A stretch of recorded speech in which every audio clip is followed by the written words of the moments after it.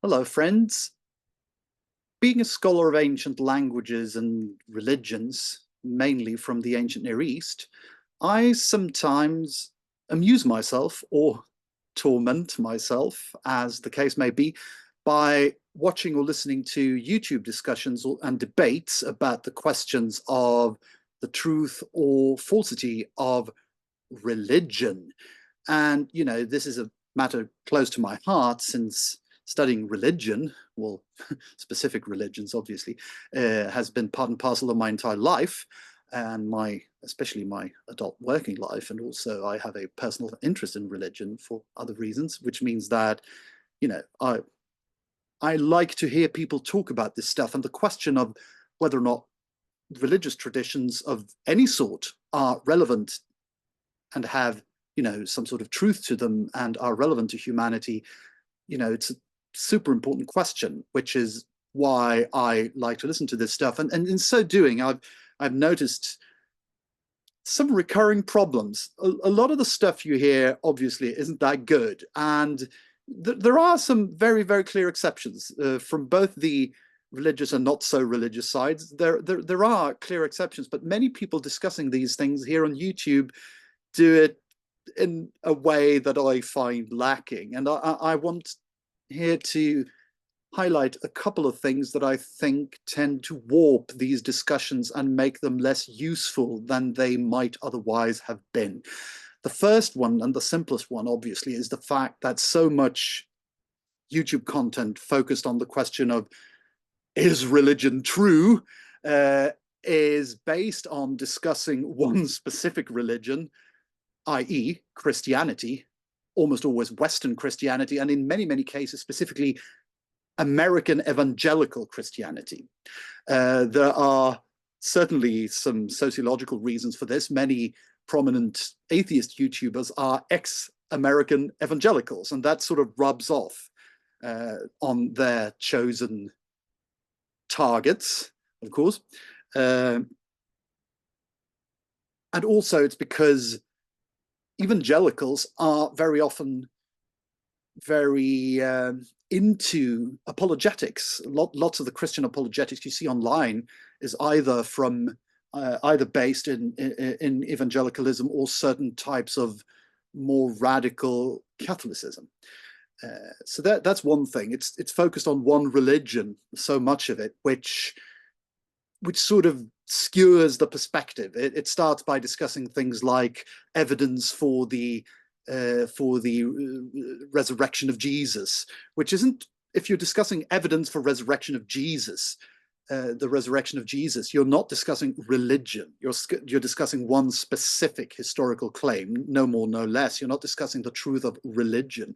Same goes for discussing the Bible. I'm a biblical scholar, so I'm, of course, invested in this in a way, but not in the way that people think. I mean, that's another thing that's really important that for people to know. People who just hear about academic biblical studies don't get that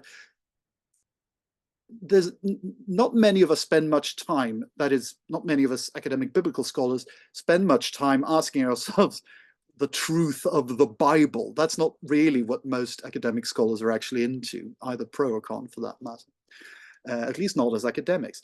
But these discussions on the internet are often very focused on specific types of Western Christianity, and they're often very specifically focused on evidence for the alleged resurrection of Jesus, evidence for quote unquote miracles, etc. They start there in a very, very specific subset of religion and discuss extremely specific issues that have no bearing on the question of theism versus non-theism, etc., or a very, bearing that is, quite peripheral in the larger, when you look at it on a larger scale.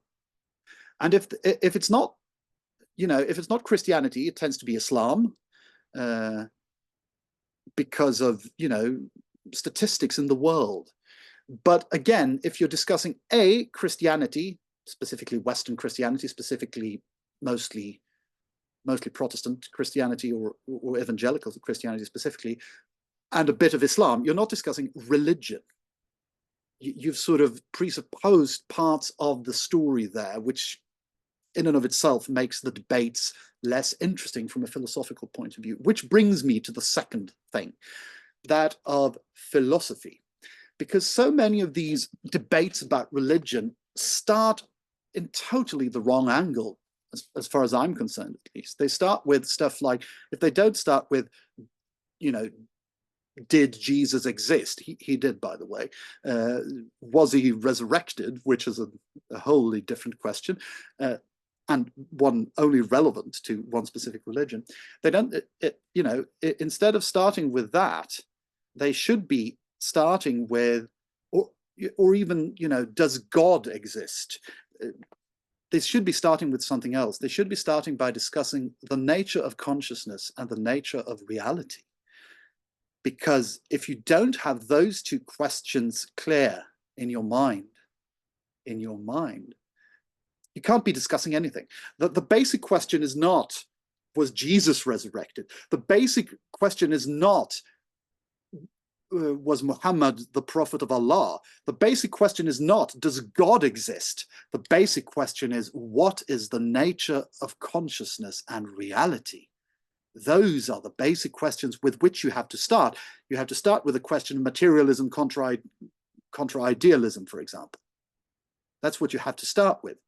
And there are a couple of, as many of you know, there are a couple of other options. You can be a dualist, and there are actually you can take a couple of different options, more than that. But the basic question of the nature and relationship between consciousness and what we view as the apparent external world, that's where you have to start. The question of God is actually quite separate and secondary to that, because so many of these discussions about religion start with, discussing God or even Jesus, but let's say God, as though God were, just a separate being in an otherwise closed system. Of course, there are religious philosophies that actually do posit that God is a specific being inside of a large, inside or just outside of a larger system. I mean, that is a thing that that's an idea that occurs,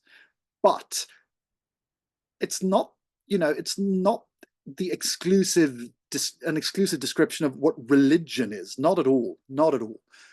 You have to start by discussing what reality is. You have to start by discussing what consciousness is and how the two relate to each other. Only when you've sort of stated your views on that can you even start discussing the existence of God and what that even means. It's and it's a bit disheartening, really, to see people sort of bloviating about,